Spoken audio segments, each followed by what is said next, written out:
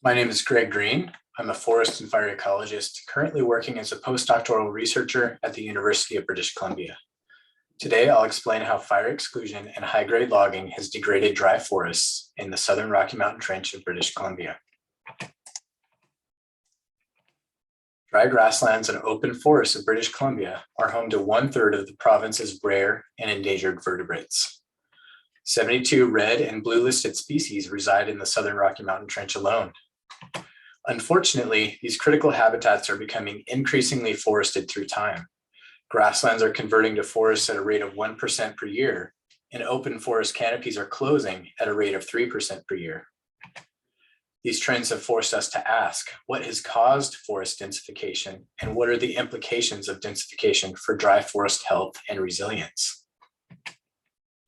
To address these questions, I used tree ring evidence from over 2,000 trees across 20 randomly placed plots in dense, dry mixed conifer stands throughout the valley bottom of the southern Rocky Mountain Trench. These forests are composed of varying combinations of ponderosa pine, western larch, and Douglas fir.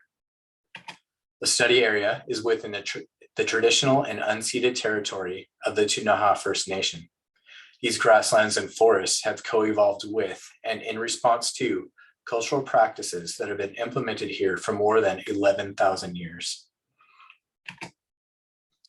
Fire scar evidence revealed a frequent lower severity fire regime, with surface fires reoccurring in the same forest every 7 to 15 years.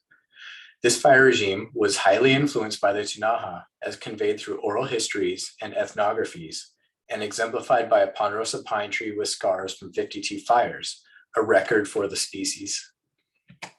However, the forced relocation of the Ktunaxa onto reserves in the 1870s, combined with highly effective fire suppression throughout the 20th and 21st centuries, has removed fires from these forests for the last 48 to 140 years, creating a deficit of 8.6 fires across forests.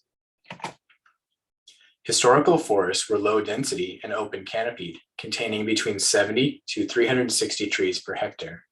Nearly half of these trees were large diameter ponderosa pine and western larch, which collectively occupied 61% of stand basal area throughout the study area. Unchecked historical logging between 1890 to 1930 was devastating to these forests and was the primary reason why the government established the annual allowable cut. Harvesting removed over 66% of all trees, including 91% of trees over 30 centimeters in diameter and 88% of stand basal areas. The preference for western larch and ponderosa pine altered the future trajectories of these forests towards dominance by Douglas fir. Because of fire exclusion and high-grade logging, forests now contain 1,400% more trees and 140% more basal area than their historical analogs, and Douglas fir dominates stand densities and basal area. Regeneration trends are also troubling. Prior to 1951, western larch and ponderosa pine accounted for 30% of all regeneration, but now account for less than 0.3%. I observed no western larch regeneration in these dense stands.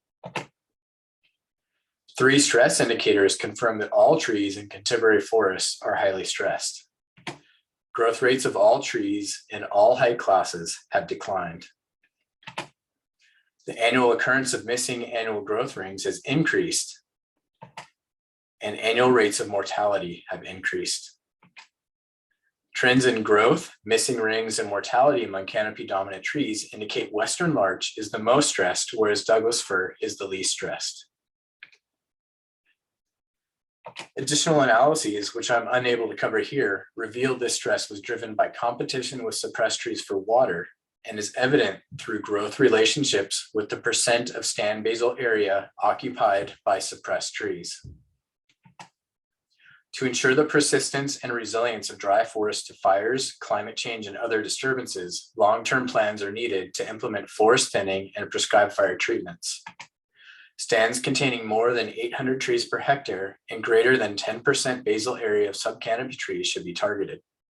Stands containing western larch should be prioritized, and treatments should aim to plant western larch in enhanced conditions for seedlings to establish. Treatments should also prioritize stands with greater than 28% of basal area comprised of suppressed trees. The largest trees are more likely to die if these stands are left untreated. Because these grasslands and forests evolved with Ktunaxa cultural practices, the Ktunaxa First Nation must be included in all conservation planning. Thank you.